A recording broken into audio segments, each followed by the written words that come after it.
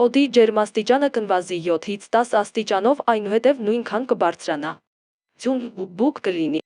Հանրապետության տարածքում հունվարի 20-ից 3-ը 21-ի գիշերը 23-ին եւ 24-ի գիշերն առանձին շրջաններում սպասվում է ձյուն, լեռնային շրջաններում բուք, ցածր հորիզոնական տեսանելիություն։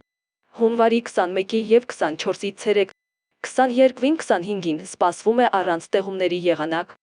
Քամին հյուսիսային 2-ից 5 մետր վարկյան։ Հունվարի 23-ից 24-ը առանձին շրջաններում սպասվում է նաև քամու ուժգնացում 15-ից 18 մետր վարկյանում։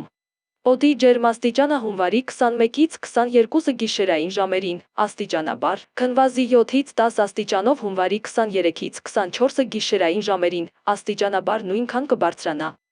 Երևանում հունվարի 20-ից 3-ը 23-ին սպասվում է ձյուն։ Հունվարի 21-ից 22-ը 24-ից 25-ը սպասվում է առանց տեղումների եղանակ։